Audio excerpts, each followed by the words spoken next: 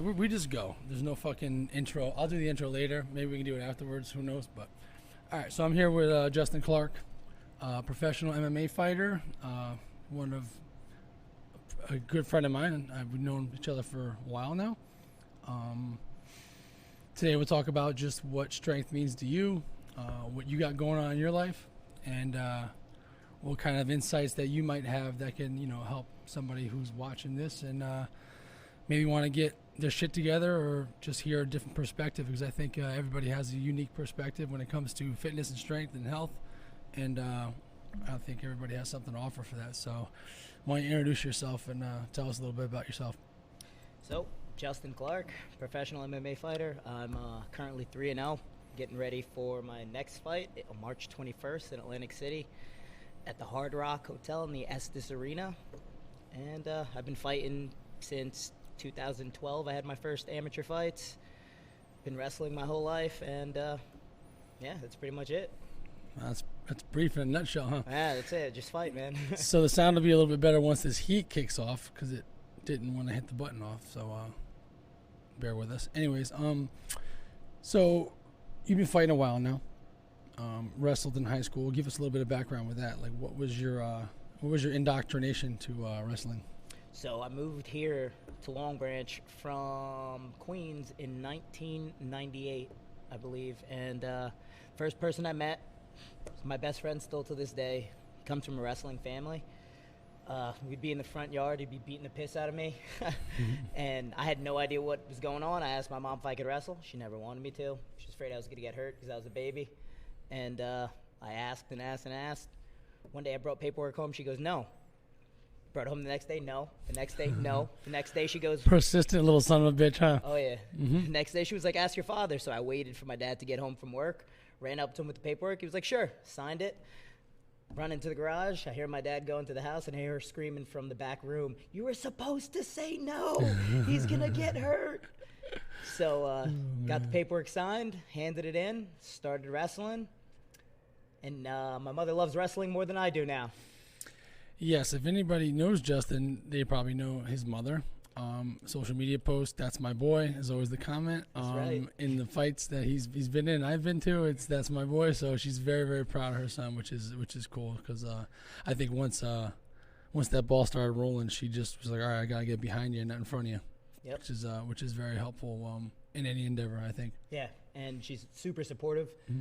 She helps me out dieting if I'm running low on funds, because as a fighter coming up, it's rough. You're working, you're training, you're trying to balance everything, but it gets tough at times. And if I need some extra cash for food, or if she goes out to the supermarket, she'll just call me, but hey, I picked up some chicken, picked up some greens, come pick them up. So she's really supportive and really helpful. Very helpful. That's cool. So in wrestling, how was high school wrestling for you? Did you kind of take to it immediately, or was it a steep learning curve? So I started wrestling when I was younger than that, and my first year. Get a little bit closer. Yeah, my first year wrestling for Long Branch, I got hurt halfway through the season pretty good. I blew my knee out for the first time in 6th grade, and had surgery, recovered, therapy all summer long. Next year I came back with a vengeance, and that's when it kind of clicked, and it just took off for me. And so what? I'm going to assume you had some moment where the injury happened and you had a choice, right? It was, rehab surgery sucks. I don't want to do this anymore. Rehab surgery sucks. I want to do better next year. What was if you can remember, obviously it's a long time ago, but was there some kind of definitive moment where you were like, fuck this? No, not really. Okay. I got super lucky. My physical therapist was a wrestler growing up, so a part of my physical therapy was me and him wrestling in the middle of his office. Okay. Clearly he's letting me win because I was tiny, but it just kept me going. And then some new shoes came out, and I was like, I want to wrestle in those. So that kept me going next year. Bought the shoes and took off. The gear's got to be there for sure, especially when you're a kid. It's so important to look good when you're doing what you're doing. Absolutely. And then you look back at it, you're like, what the fuck was I thinking? Yeah. Begging my mom to spend money on Jordans or wrestling shoes for that matter, or whatever it may be. Well, I never really was into clothes. No. Most expensive shoes I've ever owned in my entire life were a pair of wrestling shoes. Okay. So. And how much did they cost? $225. Wow. And you wore them for, 3 months a year? I wrestle year round. I have those shoes still till this day. They still fit you? Absolutely not. Okay. But you're like, I paid $220 for these fuckers. I'm not giving them up. And they were hideous. They're like highlighter yellow. Oh, they're so bad. And I hated them. Oh boy, that's funny. All right, so fast forward. High school wrestling went well for you? Yeah, high school wrestling went real well. High school team was really good. We were number 1 in the state my senior year and number 15 in the country. So again, any of you guys know Long Branch is very good wrestling for a long time now. They've always been known for their wrestling, so you were part of that, which is pretty cool. Yeah, it was part of that. We won the state championship for the first time in I don't even know how many years. Long time when I was there. Okay. So we were 2-time state champs. We were like I think 56-1 in 2 years, and that just like the family vibe. Like we would go in the room. We grew up all wrestling together, so no matter what we were doing, there was always some form of wrestling. We would go to practice after school. If there was no match, we would go to rec practice. If there was no rec practice, we'd go to club practice. All our parents would carpool. So we're doing 2-a-days every single day since I was in 6th grade. And what'd that do for you mindset-wise, you think?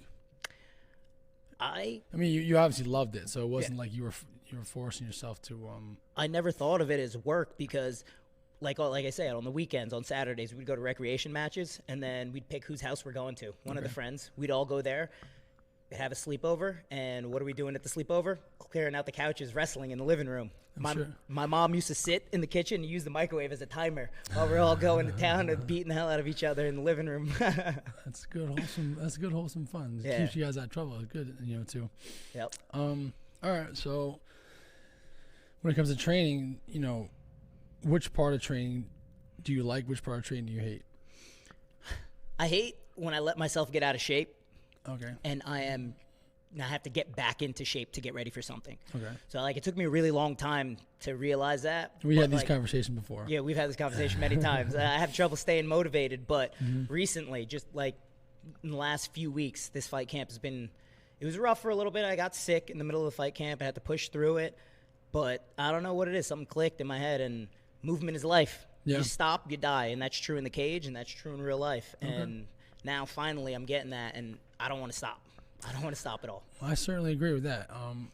What do you think was the shift for you? Like just getting, did you have to get beat up, 10, 20 times to be like, okay, I got to stop doing this camp mentality where you get in shape and then you're out of shape because you're just being lazy, and then back in shape, and that kind of that big wave shift, and so now you're just kind of easing along like a nice lazy river. Yeah, exactly. Yeah. I went to the gym, asked me to spar with Lance Palmer. I don't know if you guys know him, but he's the PFL champion 2-time. He won the $1 million purse.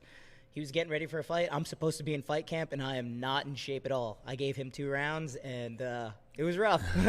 It was rough. And then that's when I was like, I got to stop doing this. I have to always be in shape. If I get a call last minute, I want to be able to hop on that fight immediately. Yeah. I just want to stay active. And so who's somebody you look at that is a fighter, I guess, because that's obviously your wheelhouse. Who's a fighter that you might look up to that's always in shape, always ready to go? There's a couple guys.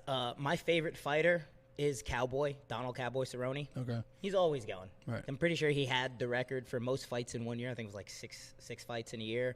He fought 13 days he fought 13 days off and then fought again before because he was in shape. He's ready to go. Also, I trained with Frankie Edgar. When I was younger, I was such a hater, because I remember I'm in bed, I'm sick. Ultimate Fighter 1 comes on, and I'm like, what is this? I can't get out of bed. I'm watching it, and it's insane. I just kept watching. The finale, Forrest Griffin, Stephen Bonner, war, bloodbath. These guys gave it everything they had and then some. And I saw that, and I was like, I want that. I want something like that. So, obviously Frankie wasn't fighting yet, and I'm like, I'm going to do this. I got better. I had my dad take me to Sports Authority, bought some little half-finger gloves that were some bullshit. And I just started learning from then. I think I was in 6th or 7th grade, and I started watching videos, trying to do jiu-jitsu. I already had wrestling, but I was interested in it, so I started kind of dabbling in boxing and jiu-jitsu. And then Frankie comes along, and I was super hater, super jealous. I'm like, I wanted to be that guy from Jersey. Okay. I wanted to, but I train with him now, and he's a legend, and he's nicest guy ever. He's really inspirational. But Frankie is always working. It doesn't matter if he's just shadow boxing or if he's hitting the bag or if he's going in practice. He could fight. If he's good, a week later he's back in the gym getting ready to rock and roll. Yeah, he's had quite the impressive career. I mean, he's been through some battles, right? Yeah, he's been through some wars. Very cool. He's got the biggest heart out of anybody in the MMA world. I don't care. Frankie's got one of the biggest hearts. He's awesome. He's all heart. And so you saw that 6th grade, you're dabbling. At what point did you really start taking it seriously? I think it's just being silly. No, yeah. There you go. That's better. I think when I was in my senior year or something like that, I'm not really sure. One of my friends from school, his older brother was an amateur fighter at the time, and I started just, going to train with them, learning a little bit. Not much, just here and there whenever I could. And then I went to school, got hurt, came home, and that was it. I didn't really want to be at school. I wanted to do something else. That wasn't my path. I found fighting. It's actually a funny story how I actually started really going. There was a wrestling gym that opened up in Long Branch. They asked me to help coach, so I did. Okay. And they also had jiu-jitsu, and that's where I met my first coach, Dave Perez. And he just took me under his wing, never asked me for anything, taught me everything he knew. And I trained for about a year with him, and then I did my first fight. It was actually a tournament. It was WKA, so it was World Kickboxing Association, but it was their MMA division. Okay. And it was a national tournament, and I fought 3 times in 2 days and ended up winning. How was that? It was intense. Yeah, I bet. It was real intense. I didn't cut weight as an amateur, so I just fought 155. I basically didn't eat dinner the night before, and I was good. So I'm fighting some bigger guys. Was that more beneficial, you think, in the tournaments and in that kind of setting where you're not cutting weight? Because obviously those guys are down 10, 20 pounds easy, right? Yeah. When they're cutting weight, so they have to maintain that weight throughout the tournament. Is that how it works? No, we just weighed in once. Weighed in on Friday, okay. fought Saturday and So Sunday. that was really hard. Okay. Yeah, so I was thinking they had to weigh in before every fight and make sure they were still within some sort of range. No. Okay. Once you weigh in, you're good to go. All right. And the first kid I fought with, he had maybe like 3 inches on me, but he was jacked and shredded out of his mind. And I walk in the cage, he comes in the cage, and it's just me, my coach, and one of my friends down there. And this guy has his entire team down there. I walk in the cage, and they do the whole 300 thing. They're like, okay. And I'm like, shit. And he threw the first punch he threw. Get out of there. That was it. He landed clean, and I ended up winning the fight. Right. I used my wrestling, but it was a wake-up call. Like, this isn't sparring. That was the first time I've been hit, like, that hard, that clean, and I was, oof. I think a lot of people would take that wake-up call and just be like, okay, I'm going home. Yeah.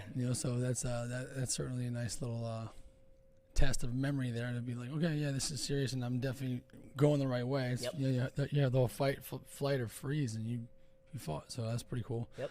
I was going to say, like, you mentioned the guy was jacked and ripped. That doesn't necessarily make you a better fighter. No.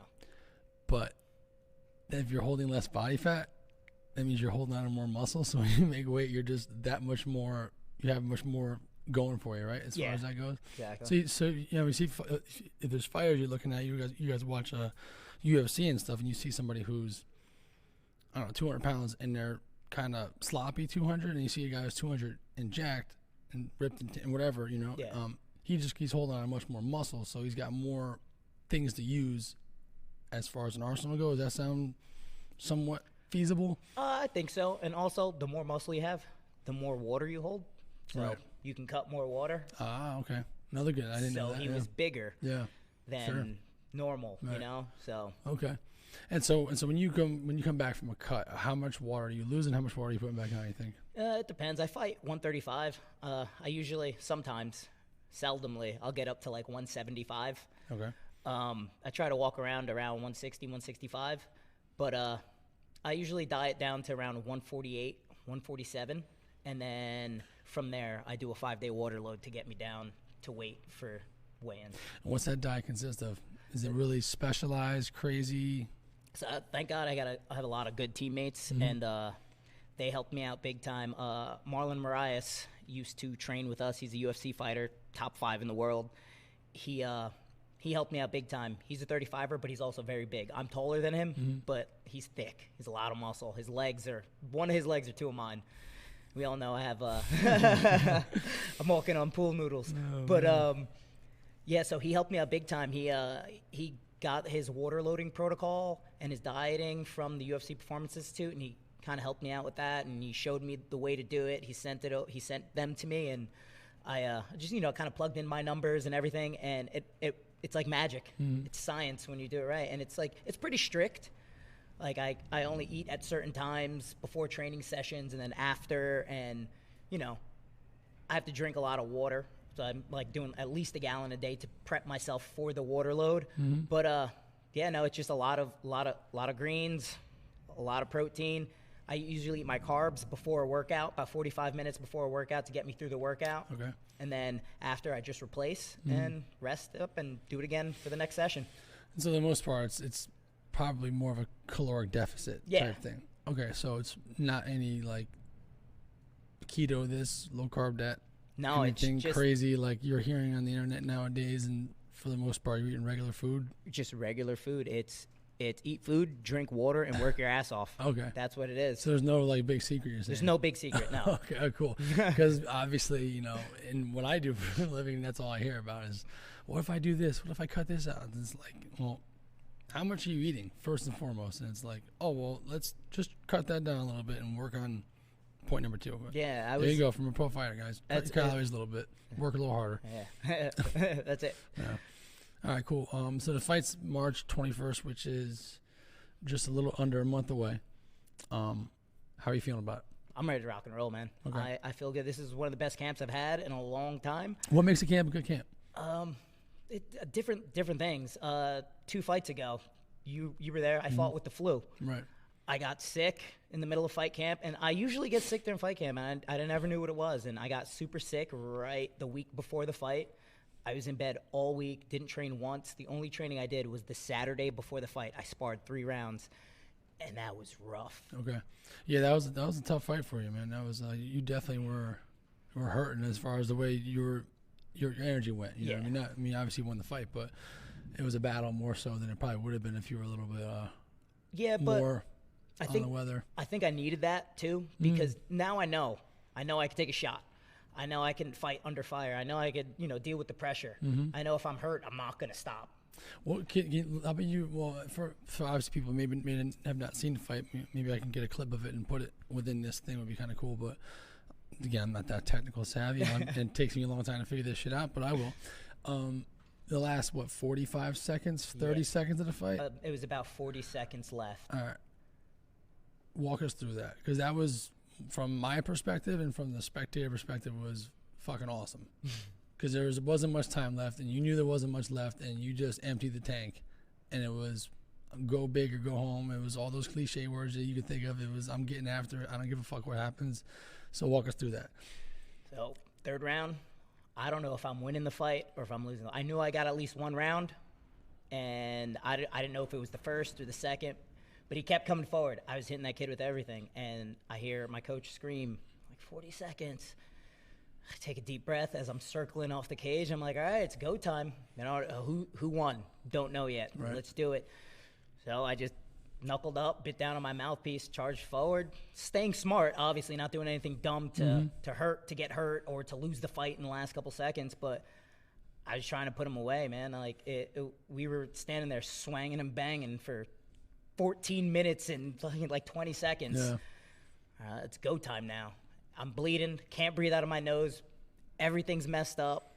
And I just bit down and went for it. You're going to finish me or I'm going to finish you, because I don't know who's winning right now. Right. Luckily, I got the split decision, but I learned my lesson. Nah, don't fight with the flu. But everybody's there. I worked my ass off for months. All my friends and family are there. I'm going to correct you. It's not months. You worked your ass off for it. Years. We're talking about a long time building this up, so it's definitely got to give yourself a little more respect than that. Because again, people hear this shit and they live in fucking fantasy island. We talked to a guy a couple weeks ago about this. it takes a long time to get to where you're at, and you've worked really hard throughout your career, throughout your high school career, through middle school, whatever. When you started doing this stuff, it's been a long time, and you put a lot of work into it. So I don't want to discount that at all. I'm just saying months. Yeah, no. Yeah, I was thinking about that the other day. I was actually talking to somebody about it yesterday that, like, everybody sees the fights. Everybody, like, they cheer for you. They're excited for you when you're fighting, but they don't see what you're doing in the gym every day. Yeah. How do you get ready for a fight? You fight. Right. It's the only way to get ready for a fight. I'm going in there fighting. You're seeing 15 minutes. You're not seeing the thousands of hours. So what you're saying is I can't just watch it on TV and be ready to fight? I have to actually do it. No. Yep, right. exactly. I'm sorry, I get confused sometimes. So Justin was here last night doing a run, jump rope. What else were you doing? It was run, jump, swim. It was a little cardio workout, a little weight control workout I like to do. Pouring sweat everywhere. And it was, you got people. I always like seeing that kind of stuff because, we have some people here who are obviously trying to get in shape and lose weight and all that stuff. And then they see somebody who just dialed in to their training. And, you sent me a message, can I go by gym and use the air rounds? I'm like, of course. It's kind of a selfish reason too, because I want people to see pure focus too. You know what I mean? I think that's it's good for them to realize that you're just a regular dude too, but you're on another level because you worked hard to get there, but you're focused to get to the next level. I mean, there's looks on people's faces. I'm like, yeah, well, that's what dialed in looks like for a goal, for a purpose. So I think people can learn a lot from that kind of stuff. So what's fitness mean to you or strength mean to you as far as, obviously training is important to you, unless you like getting your ass beat, Nobody likes getting their ass beat. But what's strength mean to you as far as that goes? Like, what do you think of when you're like strength? It's the first thing that comes to mind. Durability. I got to be durable for what I do. We're literally throwing bones at each other as hard as we can. Right. Got to be durable. Durability also comes with endurance is part of strength. I don't care what anybody says. No, yeah, totally. Like, I can run a mile. All right, run a mile with this on your back. You can't do that? All right, well, right. It's a whole nother thing. Fighting's basically, it's a 15-minute sprint. And what people don't think about is if I'm stronger, I'm in better shape, I have better cardio, I'm more durable, I can think, I can process shit easier in the cage. I'm not thinking, I'm just reacting because I don't have to worry about my body failing me. Forget who, I think it was maybe Patton said this quote, that fatigue makes cowards of us all. That's right. And it makes sense because you're dying, you're huffing, and you can't process what's going on. Your brain's too worried about getting more air in because you're about ready to pass out. But exactly. when your endurance is up, your cardio's up, your durability's up, your strength's up, it makes it that much easier to kind of just do what you got to do and be able to think and move and do what you got to do. And in some other sports, like obviously you don't have to be in the best shape for some other sports, but why not? Why not be in the best shape you can be so you can perform at whatever sport, whether it's bowling or tennis, or why not be in the best shape you can be in to perform at the highest level? Yeah. Like, especially in like fighting. Fighting's like, it's like solving a puzzle. And as soon as you find the piece that fits that hole, you pick it up, you got to put it in, but that piece changed shape. Right. And now you have to adapt. Yeah. So if you're trying to focus on breathing, not getting hit, not staying tired, and then you're trying to figure this guy out, what he's doing, something's going to happen because we're both trained equally. Whoever fucks up first, that's who's getting hurt. Right. So, yeah, I think all sports needs a form of endurance. Think about like golfing, like tournaments. They're like 3-4 days long, right? And they're obviously not under duress, but they're walking on the course or whatever. Or a bowler's doing a tournament. Like the guy who can throw balls all day long, not thinking about shit because he's like, I'm not even tired. I'm good. I can keep going. He's probably gonna have an easier time winning that tournament than the guy who's chugging beers and doing whatever. I mean, yeah, we have our outliers, unfortunately, that people are like, yeah, I want to be like this guy, just get all banged up and bold, but it's important. So you enjoy fitness? I do. What's your favorite aspect of fitness? because we've had some good workouts together for sure. I don't know, man. There's a lot to it, but I like doing stuff that scares me. I don't know, that's just me. So whatever I do, so I take it to a workout. When you're that tired, when everything hurts that much, it's not scary for some people. But I want to push myself until breaking point pretty much. You have that little seed of doubt that sprouts a little bit under those conditions, and you're like, you think to yourself like, am I gonna like pass out or fall over? Or I try whatever? to. Yeah. I try to pass out. I have never seen anybody pass out yet. I always hear I'm gonna pass out, but I've never seen it yet. No, I try to I try to push myself as hard as I possibly can. Obviously, not every day I can do that. Fighting's rough. I'm hurt sometimes. I'm a little sore. I'm stiff. I'm this. I'm that. I have previous injuries, but if I'm good, if I'm feeling good, I'm trying to kill myself. Okay, so you do that when you're feeling good. How about when you're not feeling good? What's the strategy with that? Got to do it anyway. But you're not going 100%. I'm not going 100%. Okay. And you're really good at that.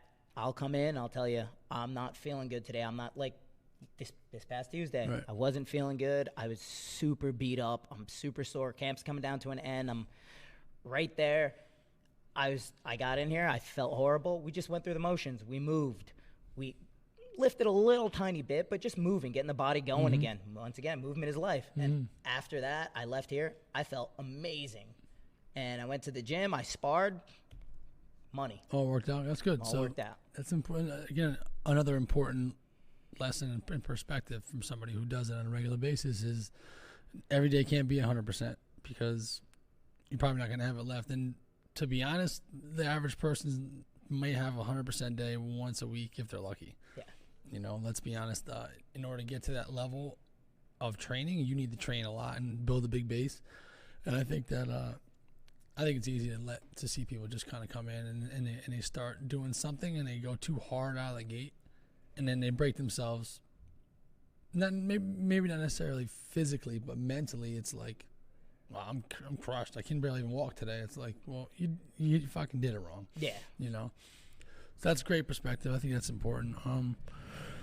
So March 21st, at the Hard Rock Hotel and Casino in Atlantic City. Hard Rock. It was a nice place, actually. A really cool venue. Yeah. It's the Estes Arena. I think it seats about 10,000 people.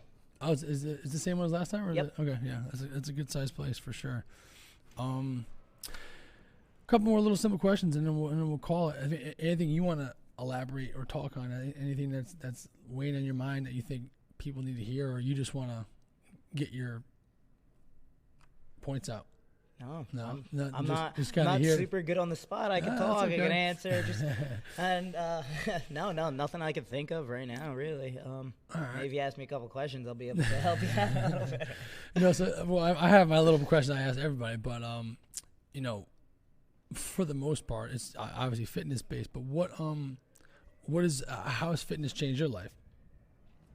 Being in shape, obviously in the ring, it has to be there, but elsewhere. I don't know, man. That it's been a part of my life for so long that I don't know. I was never the kid to stay inside and play video games. Yeah, I had video games, played them for like an hour, never played them again. Right. I was always outside climbing trees, skateboarding, biking, like doing some wrestling in somebody's front yard, playing football. I never wanted to just sit down and do. I get bored. I can't. I'm like a ferret on crystal meth. I got to keep going, just constantly moving. Okay. And like it's just fitness has been a part of my life for so long that like now I found wrestling. Like it took off from there. I was like, right. And what really pushed me over that edge was I just remember this. I'm cutting weight for states when I was in 8th grade. I qualified for states. I'm cutting weight with one of my teammates, and his older brother was a wrestler. And we go down in his basement. He's got some wrestling mats. We're all layered up, sweatshirt, sweatpants. And his brother's just yelling at us. Doubles, drilling doubles back and forth. High crotch, drilling them back and forth. All right, do 50 push-ups, 10 sit-ups, squats. All right, back to it, jump rope, back and forth for like an hour and a half. And it was hot as hell in that basement. And then he goes push-ups, and I just stop. And he's like, what are you doing? And I was like, I can't go anymore. I'm tired. He goes, I don't give a fuck if you're tired. Keep going. You can keep going. And I literally thought I couldn't go anymore. Nobody's ever pushed me like that before. Right. And I pushed through it. And that day I was like, so I'm not going to break. And it was like a drug. Every time I work out now, I'm chasing that. Like, I can't go anymore. Keep going. Right. That's awesome. That's, I think, with what we do in training, it's nice to know you have that gear back there is always there for a reserve because you've tested it so many times. And I think that's why I like doing this stuff so much, because you can see people making that breakthrough. Sometimes they fall back on their default bitchdom. Yeah, bitch assness. But that's okay. It's part of the game. We have our days that are bad, but hopefully the good ones they outweigh those. But it's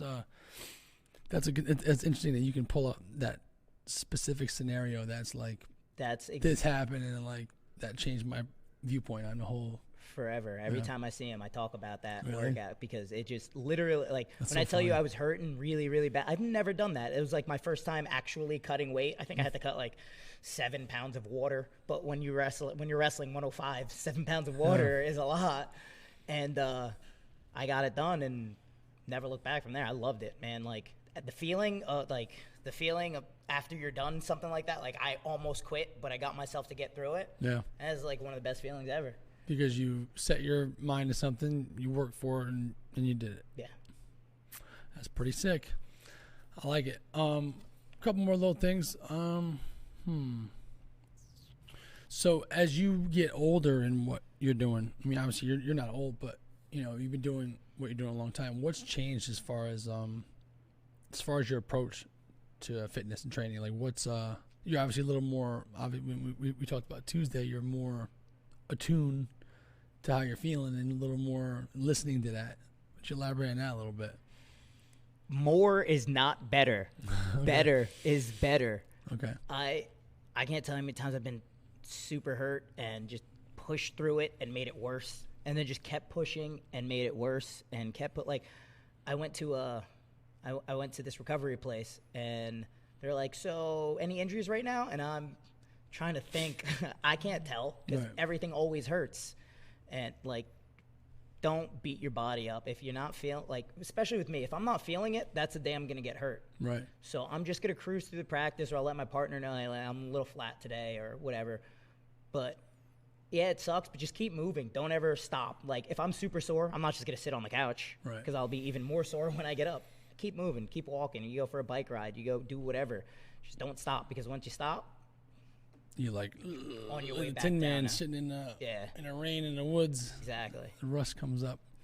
No, I think that's a really good point, because I mean, I've definitely learned the hard way over the years. It's like, just keep moving, do what you can do that day. But so when you have it, when you're feeling good, you turn it up. When I'm feeling good, all right, because you want to take advantage of how that feels. Exactly. And now this is my. I mean, obviously I've been around enough and seen enough, but a person in your elite fitness level at what you do, obviously you're a professional fighter, you're not a fucking slouch when it comes to training and being in shape. How many days out of a month are really good days? I'm going to assume not too many. Like perfect days you're talking about? Yeah. Perfect days, I give it maybe about 3. Okay. Another great insight from somebody who's been doing it a long time, because most days are what? Most days I'm getting beat up. I'm doing stuff wrong. I'm out of it. I'm not feeling it. My brain's not working with my body. Okay. Like, it's just everything. And these are really important things. Again, just for anybody. I mean, fighters, people, regular ass people need to understand that it's not always going to feel good and be good and rainbows and shit. Like, it's like the weather here in Jersey. It sucks. Last weekend was not a good time, as you can see. It was one of those days where I wasn't feeling it. Oh, man. All right, very cool. So March 21st, you have tickets available. I mean, if anybody sees this and wants tickets, they can reach out to you. I can link up your stuff if you have some left by that time. But you usually get rid of them pretty quick. Yeah, I usually sell out pretty quick. But I've got a couple left. CFFC 82, also on UFC Fight Pass. Okay, cool. And if you guys who are members here at the gym, I can rally up some tickets too, because I'll be going with some people as well. It's always a good time. A little stressful when you know somebody, train with somebody for a long time, and seeing them in there, and you get like kind of itchy. You're like, oh fuck, like yeah. But I think that definitely makes it more fun when you know the person who's in there, and you really want them to do well, but obviously you want them to be safe too, because that's for sure. That's important. Any other plugs? Anything you want to add? I don't have anything right now, man. If any of you guys watching this have money laying around and want to sponsor Justin, or have a company that wants to be on the back of his stuff, we can certainly put that out there. I mean, would love to be able to be in that position, but the way my bank account is set up. Yeah, but the way what it happened was. Yeah, no, all good, man. Just, if you want sponsorship, reach out, let me know. And March 21st, be there or be square. And then the goal after that, you want to get signed for. The goal after this, I don't really have a goal. Right. After this, obviously the long-term goal, I want to keep moving up. Right. But my goal, I've been doing this thing lately that it's been helping me a lot. Instead of getting in my head and be like, I got to do this today and this, I got to get the gym done. I set one goal. Eddie Alvarez. Love it. Eddie Alvarez said this to me a few months back at the gym. He talked to all of us, but it really stuck with me. Set one goal. So 2 nights ago, I went to practice. My goal for that practice was to take everyone down at least once. I got it. Okay. Next day, how'd that make you feel? I was ecstatic. Goal awesome. I got goal it. Accomplished. That's what I did. Okay. Cool. I wanted it done. My goal the next day was take everyone down. Do not get taken down. Okay. I got taken down once, but that's it's once out of 20 times, 20 different people. That's one of those shoot for the stars, hit the moon kind of thing. Exactly. All right. And then after that, so one goal? I set one goal every day. What am I going to do today at the gym? Or what am I going to do today with my cardio workout? What am I going to do today in training? I set one goal, and I try my hardest to hit that goal. I mean, we could have just did that and not even talked for how long we've been talking for. It doesn't even matter. We could have did that. Though, I mean, that's wisdom, from getting your ass kicked for a long time and understanding what's really important, and it's the process, right? It's having those little crumbs that you eat on a regular basis, and then you become a fat fuck. Yeah. But no, think about that like that. Like, so your goal is to become. There's people like this. If you guys seen these shows, there's people who want to be the world's fattest person.